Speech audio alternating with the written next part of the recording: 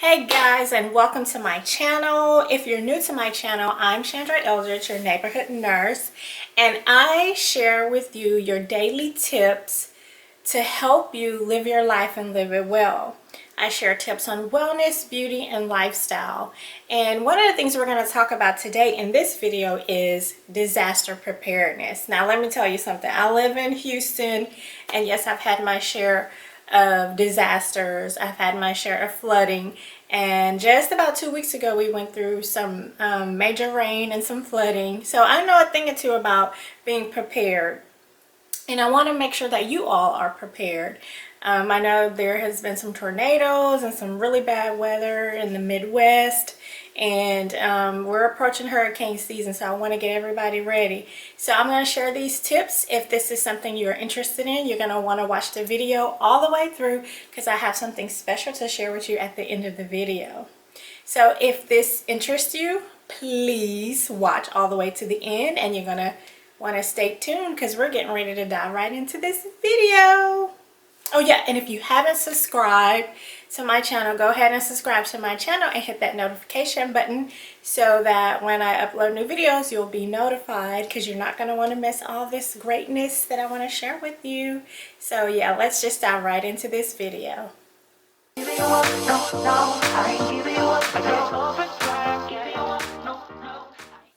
Okay guys, so in this video, I'm going to be talking to you about disaster preparedness. So I've been through probably 4 hurricanes.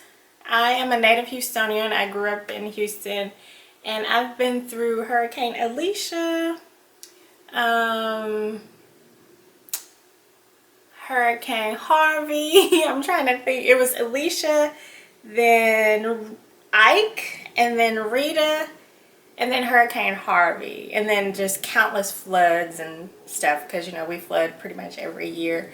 Thank God my home hasn't been flooded or damaged, but I know a thing or two about disaster preparedness.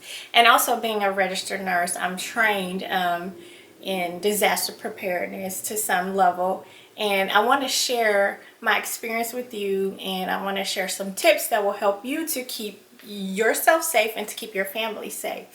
At some point, no matter where you live, you will probably experience some type of disaster.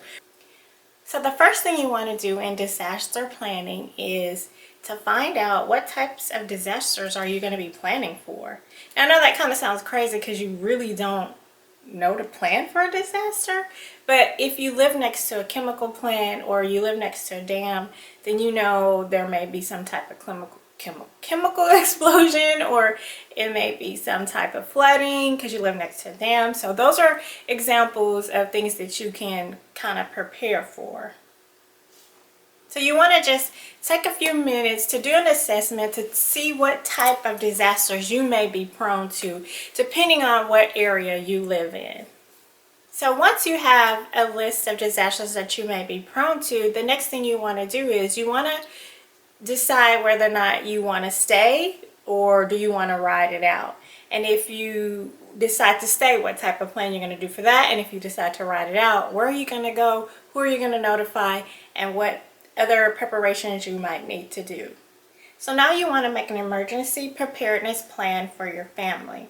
And I have some notes here that I want to go over, and I don't want to miss anything, so that's why I have notes here. And the first thing you want to do is think about, where will you go? So you need to come up with a plan of where you're going to go. So in my personal experience, I have decided to stay home and just ride out the storm. So I usually just stay here at my house by myself. Or Hurricane Harvey, actually, I take that back. I don't stay at home. I actually ride it out in the hospital. I'm one of those who will stay on the ride out team. So I'm usually at the hospital, and I do that because that's probably the best place the best place for me. The hospital is pretty safe, so I'll be on the ride out team. But if you don't have that option and you decide to stay home, you have to prepare for that. Are you going to stay at your home? Are you going to go with a relative? Are you going to try to leave and go stay at a hotel, depending on your situation? But where will you go? You want to think about that. The next thing you want to think about is, how will you stay in touch? So usually what I'll do is, I talk to my mom. At some point you'll have some time to prepare because, you're watching the weather. They're keeping you updated. They're letting you know when the storm is going to approach. But in the event it just happened, it's spontaneous, like a plant explosion or something, you already need to know, like, if that happens, who are you going to call? So you need to have a list of emergency numbers programmed in your phone, and you need to let your emergency contacts know, in the event of this disaster, if this happens, then I will be contacting you, or I'll send a text message. But just talk about what that's going to look like and who will you contact in the event of a disaster or an emergency, and how will you guys stay in touch. And a lot of us use cell phones, so you want to make sure you memorize because if you lose power or your cell phone dies and you don't have power to charge your cell phone, I don't even know who you're gonna call if you don't have your cell phone, even if you remember the number. But you really want to make sure you have some type of way of staying in touch with your loved ones. Because if you lose power, that's a tough one. And if you're on the road and you're driving, you decide to leave, how are you going to stay in touch? Get those emergency chargers. I think those are great for your cell phones. I always put my phone on the charger when I go to bed at night. And I always keep my I keep it in a power pack or a separate battery already charged. And I just keep it charged. I don't use it. So that in the event of an emergency or my phones go dead, I have that battery to charge my phone. So the next thing you want to do is you want to think about all the supplies that you're going to need. So typically when there is an imminent storm coming, or in the event that a disaster happens, you have all these people running and trying to compete for these resources. So it's a great idea to kind of stockpile or put some things away just for emergencies or just for a disaster.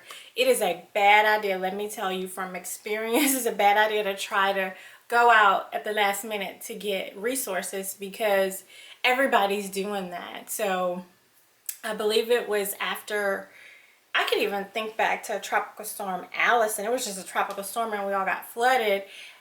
After everything kind of let up and you were able to get out of your house, all the stores were just empty because supplies, the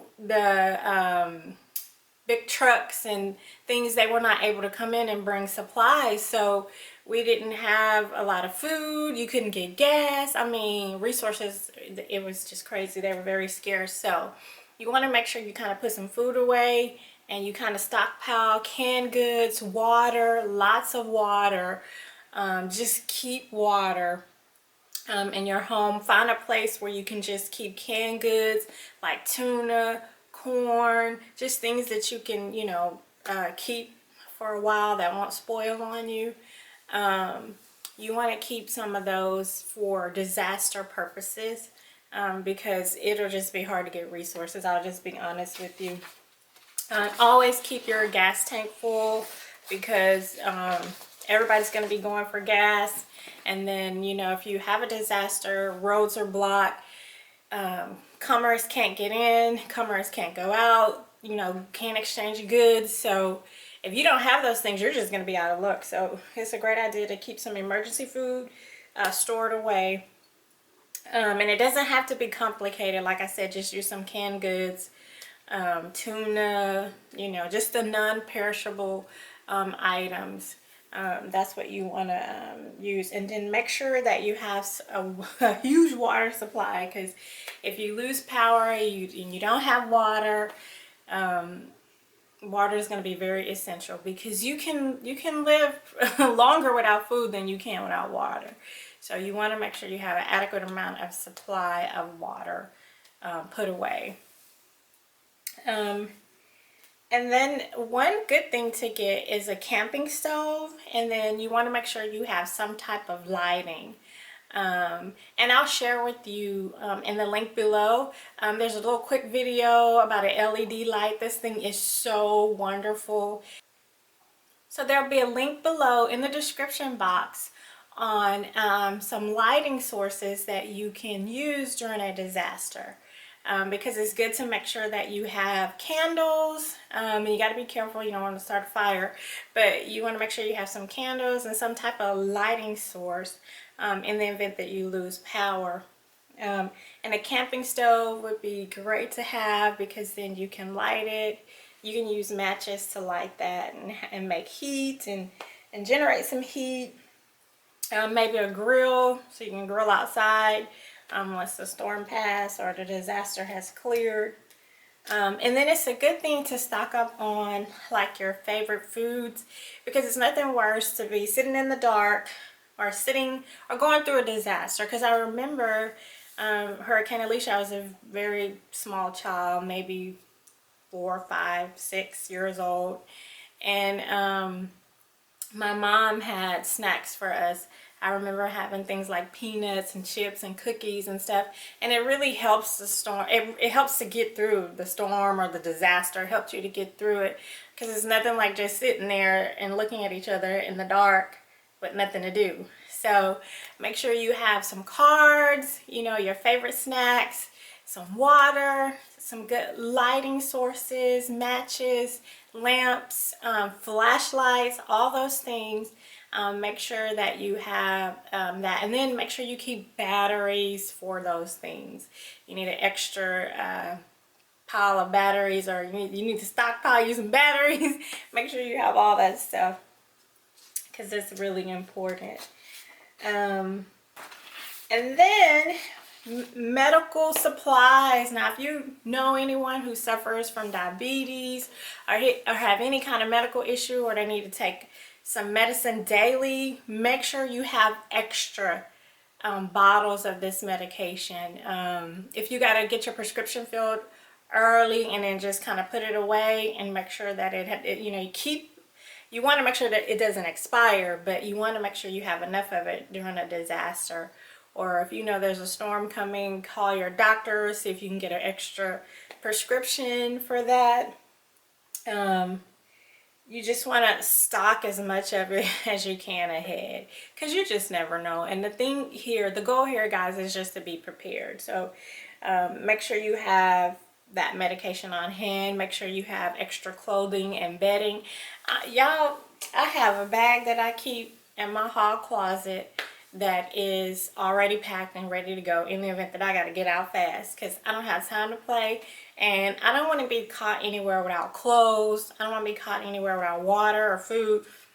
Always have just a set of everyday items that you need. Always have that set aside. Always have a bag packed and ready to go in the event of an emergency. I have a bag packed in my hall closet that I keep that's just ready to go. It has all my makeup in there, all my essentials that I use on a daily basis, because you never want to be caught off guard and without your supplies. So make sure you have clothing and bedding, especially if you decide that you're gonna leave. You're not gonna ride the storm out and you're gonna leave and go somewhere. Make sure you have extra supplies. Make sure you have your medications. Make sure you have extra clothing and bedding, underwear. Make sure you take some bottles of water, and you have food. You have all those things that you need, and make sure you have enough for your family and each person that's coming with you. And another thing is, if you have pets, you want to make sure you take care of your pet. You make arrangements if you're not going to take your pet with you. And if you're going to take your pet with you, that's another person that you have to make provision for, and make sure they have all the things that they need. They have water, they have a place that they can go use the restroom. All those things you need to be prepared for. And lastly, you want to have a first aid kit. Being a nurse, I'm telling you, that's so important to have a first aid kit. because during a disaster, you know, all these little things happen. You know, you're trying to, you know, keep everything together. And, you know, if you're walking through something, you may get cut, you know, trees down, you know, just, you need that first aid kit. Okay, guys, just to recap, the 5 must-have things that you need during a disaster. These are the things that you cannot not have. Like, it's so important to have these things.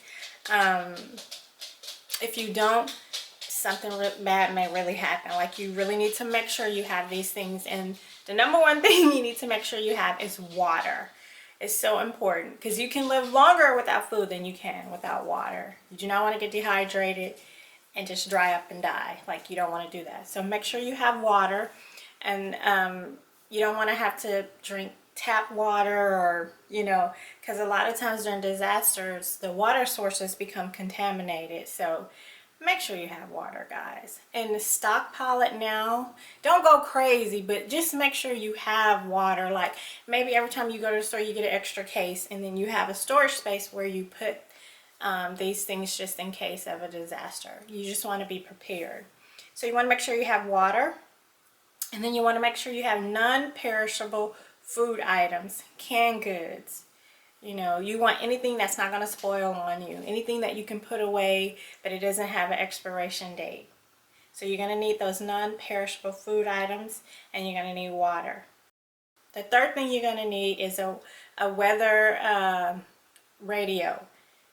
Weather resistant radio. You want to make sure you get that, because that's how you're going to be able to communicate and get news updates and know what's going on, you know, before the storm, during the storm, and after the storm.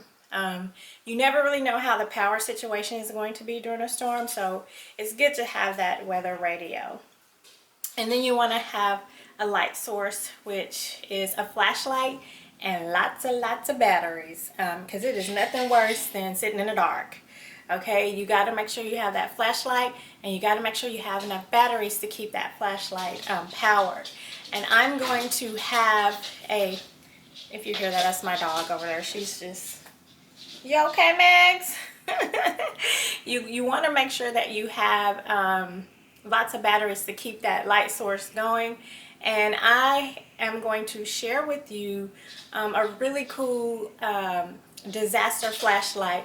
The description of it is going to be the link for the flashlight is going to be in the description box, so you guys can check it out. There's a brief video on how to use it and how it's designed. It's specifically for disasters, and it gives off a lot of light, so you're going to want to check that out. So make sure you have a really good quality light source and lots of batteries. The next thing that you're going to want to make sure you have is a first aid kit. And that first aid kit, the size of it is going to depend on the size of your family and how many people you may need to tend to with first aid. So you really want to make sure you have that first aid kit, because you never know what might happen. You know, everybody's kind of a little anxious and moving around and not really paying attention. So for those little minor scrapes, cuts, bruises, you want to have something around to help tend to that, some bandages, and then you just never know what might happen. So you need that first aid kit.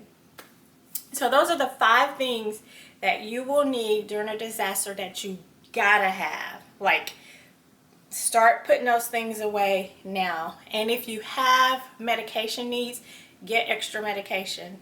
Talk to your physician about it. Just let them know you want to be prepared in the event that there's a disaster. You may need to call ahead if you have warning. But those are the things that you need to think about. And that's it, guys. I hope that you found this video useful. The most important thing is be prepared. I mean, you can't really predict things. You don't really know how things are going to go, but you can try to prepare for what you know. And by me living in Houston, I just never know what the weather's going to be like. You know, you could walk out, you can have all 4 seasons in one day. I mean, really. Or it can be sunny, and then the next thing you know, it's raining, and now you need a life jacket and a boat. I mean, it is what it is. But the most important thing is you want to be prepared. So you want to stay ready so you don't have to get ready. And these tips will help you be in the, you don't want to be in the reactive mode. You don't want to be reactive. You want to be proactive. So let's be proactive, get our disaster plans in place, and we will be ready so that we don't have to get ready. If you enjoyed this video, please like, comment, and share. And if you haven't already done so, hit that subscribe button and hit the notification bell where you will get updates on my videos when I load new videos, and you're not going to want to miss that. And I told you I was going to have a surprise for you at the end. In the description box there will be a link, and if you click on that link and drop your email address, you will get a free disaster checklist. So if you click on the link, you will receive your free disaster plan checklist. All you have to do is submit your email address and it will be emailed to you right away. You will receive it immediately and you can download it and start preparing. In the event that you have a disaster, you can start preparing and already have that out of the way. Like I said, you want to stay ready so you don't have to get ready. Hope you enjoyed this video and stay tuned to Prescription Nurse. Now that's your daily dose.